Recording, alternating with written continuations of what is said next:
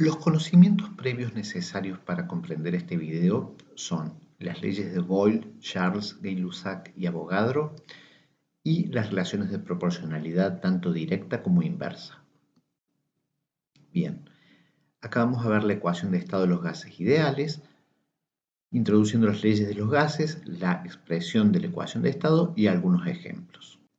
Bien, como un breve repaso de las leyes de los gases, tenemos la ley de Boyle, que dice que el volumen de un gas es inversamente proporcional a la presión ejercida sobre dicho gas, dicho matemáticamente que la presión por volumen es igual a una constante. Tenemos por otro lado la ley de Charles, que dice que el volumen de un gas es directamente proporcional a su temperatura absoluta, o, dicho matemáticamente, que el volumen es igual a una constante diferente a la constante anterior por la temperatura. Y acá una aclaración importantísima, por favor, es fundamental que siempre que se trabaje con gases, la temperatura la expresen en Kelvin, no en grados centígrados, porque todas estas relaciones de proporcionalidades son para escalas de temperatura absolutas y no escalas relativas como la de grados centígrados. Otra ley importante es la ley de Gay-Lussac, que dice que la presión de un gas es directamente proporcional a su temperatura absoluta o que la presión es igual a otra constante diferente por la temperatura. Y por último, la de Avogadro, que dice que el volumen de un gas es directamente proporcional a su número de moles. Es decir, que el volumen es igual a una constante por el número de moles.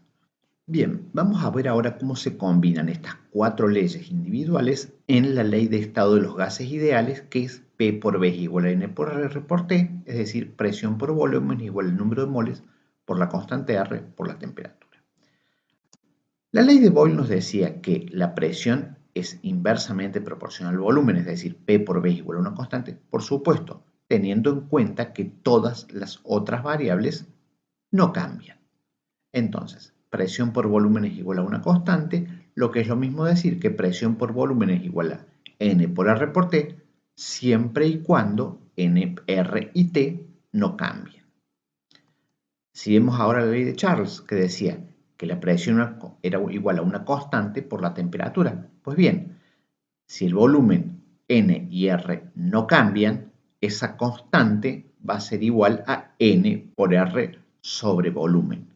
Es decir, que la presión va a ser igual a una constante por T. Pasemos ahora a la ley de Gay-Lussac. Volumen es igual a una constante por la temperatura. Bien, esa constante será igual a N por R sobre P. Y por último tenemos la ley de Avogadro que dice que el volumen es directamente proporcional al número de moles y acá la constante será R sobre T dividido P.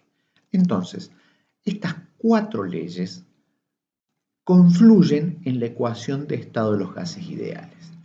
Siempre recuerden que si yo digo que la presión por el volumen es igual a una K, eso implica que todas las demás variables, esto es, en ese caso, N y T, son constantes.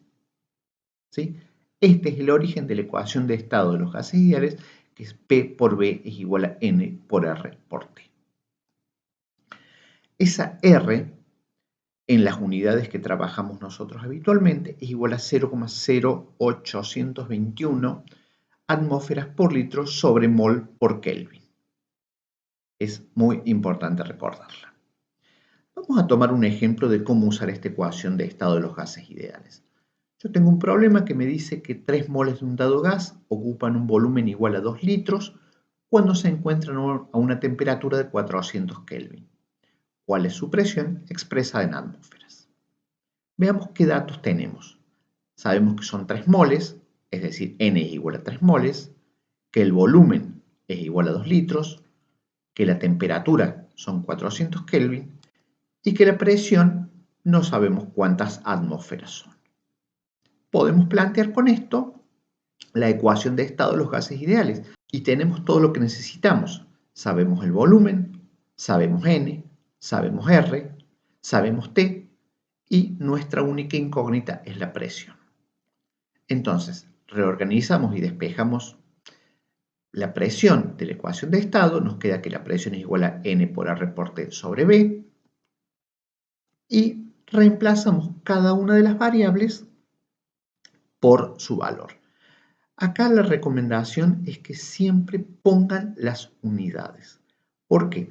Porque si ponen las unidades y después las simplifican, como lo vamos a hacer más adelante, es fácil darse cuenta si uno se ha equivocado. Entonces, yo puedo simplificar el mol con el mol a la -1, yo puedo simplificar el litro que esté en el numerador con el litro que esté en el denominador y puedo simplificar los Kelvin a la -1 con los Kelvin. ¿Qué me queda?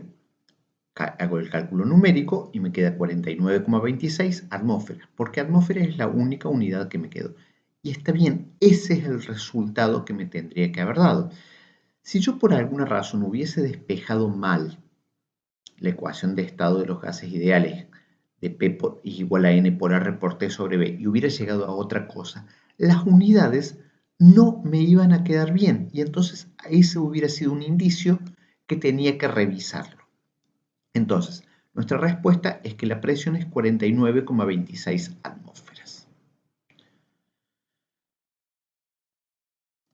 Bueno, tomemos otro ejemplo. Un balón de vidrio de paredes rígidas y de 5 litros de capacidad contiene gas a 200 Kelvin. Si la temperatura aumenta al doble, ¿cuál será la presión final? ¿Qué datos tenemos? Tenemos que la presión inicial son 2 atmósferas, tenemos que la temperatura inicial son 200 Kelvin y la temperatura aumenta al doble. Esto es que la temperatura final es 2 veces la temperatura inicial. ¿Cuál será la presión final? Acá dos de las variables de estado, el número de moles y el volumen, no los conocemos. Pero si leemos nuevamente el problema, dice que el recipiente es de paredes rígidas, por lo tanto el volumen es constante y no dice nada que se agregue o se saque material. Por lo tanto podemos asumir que el número de moles es una constante. Entonces tenemos todos los datos necesarios para empezar a resolver el problema, siempre basándonos en la ecuación de estado de los gases ideales. Pero acá tenemos que el volumen, el número de moles y R son constantes. Entonces podemos reescribir un poquito diciendo que P es igual a una constante por la temperatura. Y eso no es ni más ni menos que la ley de Gay-Lussac. Entonces podemos trabajar directamente con la ley de Gay-Lussac, porque si el número de moles y el volumen se mantienen constantes, esa K no va a cambiar. Reordenamos un poquito, ponemos que presión sobre temperatura igual a una constante y ahí podemos saber que tanto la presión inicial como la temperatura inicial es igual a una constante y podemos decir que la presión final sobre la temperatura final es igual a la misma constante, porque esa constante incluye el número de moles y el volumen que no han cambiado. Entonces, si ambas son iguales a una constante, yo puedo reescribir diciendo que la presión inicial sobre la temperatura inicial es igual a la presión final sobre la temperatura final. Tenemos otro dato. Sabemos que la temperatura final es 2 veces la temperatura inicial. Podemos escribirlo así. Ahora reordenamos un poco y sabemos que la presión final es la presión inicial por 2 veces la temperatura inicial sobre la temperatura inicial. Simplificamos las T iniciales y directamente la presión final es 2 veces la presión inicial. ¿Yo conocía la presión inicial? Sí, eran 2 atmósferas. Entonces esto es 2 por 2 atmósferas, es decir que la presión final son 4 atmósferas. Resultado correcto, listo. Ahora, les podría plantear otra forma diferente de resolver el mismo problema. Directamente, yo de entrada puedo plantear que la temperatura final son 2 por 200 Kelvin, es decir, 400 Kelvin, y reemplazar en la expresión de la presión final directamente ahí. 2 atmósferas por 400 Kelvin sobre 200 Kelvin, simplifico los Kelvin y son 4 atmósferas, que es el resultado. Es el mismo resultado que llegamos antes. Es decir, lo resolví de dos maneras distintas y llegué exactamente al mismo resultado. Bien, acá hemos planteado dos ejemplos distintos de la ecuación de estado de los gases ideales, ¿sí? uno calculando directamente con todas las variables, otro haciendo una transformación. Tenemos un estado inicial y un estado final. Siempre es muy importante identificar qué variables tenemos y qué variables no tenemos. Y hay algo que nunca se puede hacer, que es ponerle un valor porque sí a una variable. Es decir, yo acá no podría haber dicho, bueno, tomo que el número de moles es 1 y el volumen es 1 porque no me lo dice. No. Yo sé que es una constante, pero no puedo asignarle un valor.